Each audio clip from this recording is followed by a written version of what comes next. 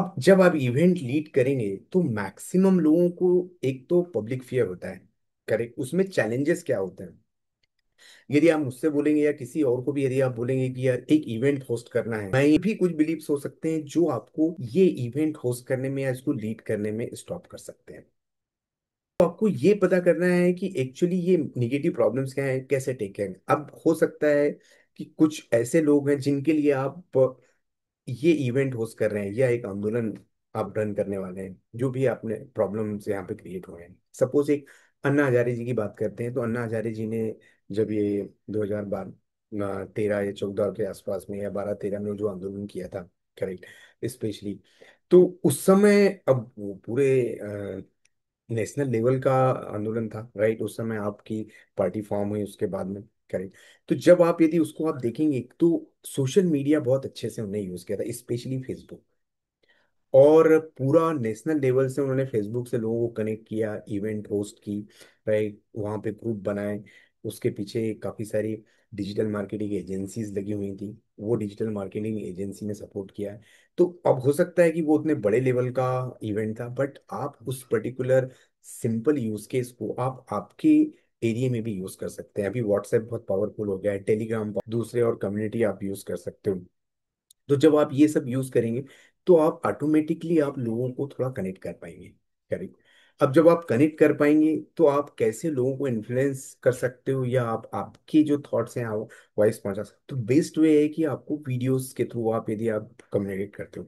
अभी यही चीज मैं यदि आपको एक व्हाट्सएप मैसेज में भेज दूं तो शायद आप उतना रिलेट नहीं कर पाते, बट यदि मैं वीडियो के थ्रू आपको एक्सप्लेन कर रहा हूँ तो शायद आपको थोड़ी कनेक्टिविटी आएगी। व्हाट्सएप पे या अलग अलग कम्युनिटी पे, टेलीग्राम पे, इंस्टाग्राम पे, फेसबुक के ऊपर आप कम्युनिटी बिल्ड कर सकते हो। उसमें आपकी वीडियोस कंटिन्यूअसली आप पोस्ट करके एंड देन आप कम्युनिटी डेवलप कर, जब आप कम्युनिटी फॉर्म करोगे जो आपके लाइक माइंडेड प्रोफेशनल्स है, स्पेशली यदि आप व्हाट्सएप ग्रुप फॉर्म कर रहे हो तो और भी बेटर है।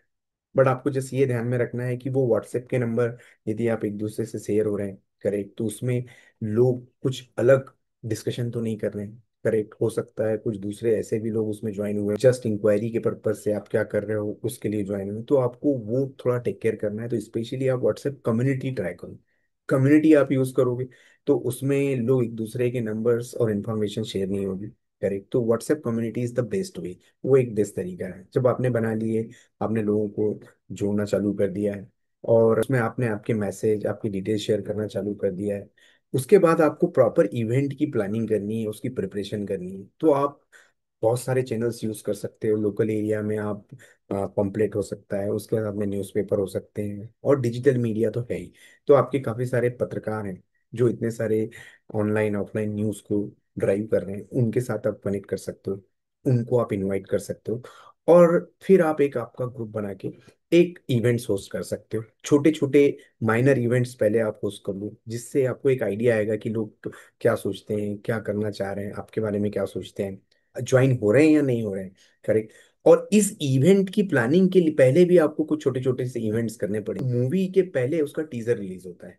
वो टीजर इतना अच्छा होता है जो अट्रैक्ट करता है कि लोग मूवी देखने आए। करेक्ट।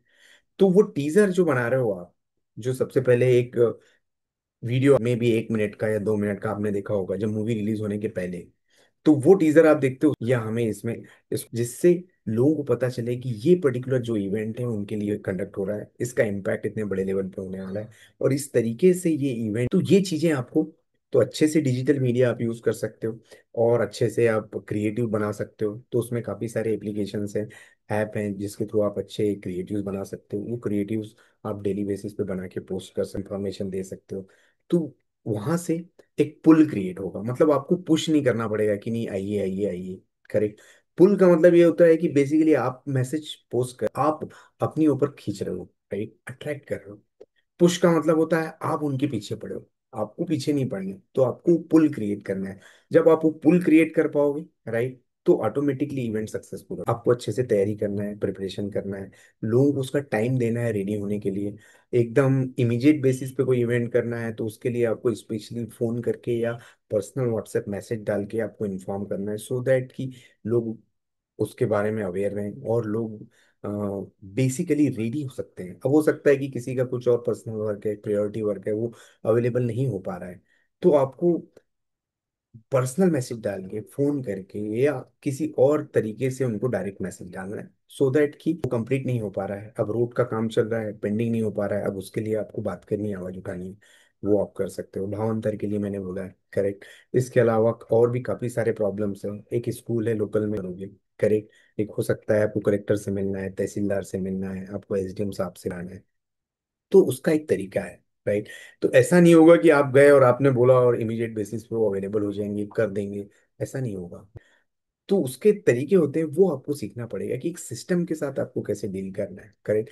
ऐसे भी लोग हो सकते हैं जो उस पर्टिकुलर काम में अपोज करेंगे, तो वो भी पॉसिबिलिटी है, राइट। तो आपको उनके साथ में भी डील करना पड़ सकता है, तो वहां पे आपको निगेटिविटी नहीं आना चाहिए, तो आपको एक बैलेंस पर्सपेक्टिव रखना है हमेशा। जहाँ पे यदि कुछ आप अच्छा भी करने की कोशिश करोगे, वहां पे भी आपको थोड़ा निगेटिविटी या क्रिटिसिज्म आपको झेलना पड़ सकता है। अब इंडियन क्रिकेट टीम है, सारे मैच जीती, राइट, अच्छा है, एक मैच हार गई, लोगों ने क्रिटिसाइज करना चालू कर दिया कैप्टन को, रोहित शर्मा को। He is a legend, but फिर भी लोग क्रिटिसाइज करते हैं, तो आप उसके लिए कुछ कर नहीं सकते। तो it's a part of a game, तो वहां पर आपको, और आप उस क्रिटिसिज्म को आपको एब्जॉर्व और एक्सेप्ट करना है। पॉजिटिव है तो उसको पॉजिटिव वे में लेना है, यदि निगेटिव है तो आप इग्नोर कर सकते हो। तो ये इस तरीके से आप अपने आप को रेडी कर सकते हो, एक इवेंट ड्राइव कर सकते हो, छोटे छोटे इवेंट से आप ट्राई करो और देखो कि उसमें क्या इम्पैक्ट और कैसे आप इम्पैक्ट क्रिएट कर सकते हो। एक इंडिविजुअल लेवल पे आपका जो भी एक्सपीरियंस है, मे बी 20-22 साल, या 20-22 साल की एज है, 25 साल की है, जिस भी पोजीशन पे हैं आप, या हो सकता है थोड़े आप एक्सपीरियंस पर्सन है, तो पर्टिकुलर एक्सपीरियंस पे हर एक लेवल पे आप इन्फ्लुएंस क्रिएट कर सकते हो। So thank you very much. तो आई थिंक कि आपको ये वीडियोस पसंद, स्पेशली एक पॉलिटिकल लीडरशिप का कोर्स हमने क्रिएट किया हुआ है। आइडिया ये है कि इस पर्टिकुलर कोर्स के through the person should be ready, और ये ऑनगोइंग प्रोसेस है। और ये ऑनगोइंग प्रोसेस का मतलब ये है, एक बार में पूरे रेडी हो जाएंगे वैसे नहीं, राइट। ये जर्नी को अंडरस्टैंड करना है कि ये जर्नी में कैसे आप अपने आप को रिफाइन करेंगे, और कैसे आप आपके गोल्स को आप इजीली और शॉर्ट टर्म में। तो ये पूरा प्रोग्राम स्पेशली टायर 2, टायर 3, और स्पेशली जो मिड लेवल के जो करियर प्रोफेशनल्स हैं, जो 22 से 35-40 के जो एज के, उनके लिए ये पर्टिकुलर प्रोग्राम डिजाइन किया हुआ है, सो दैट कि आप लॉन्ग टर्म पॉलिटिकल कैरियर में कैसे फ्यूचर बना सकते। So thank you very much.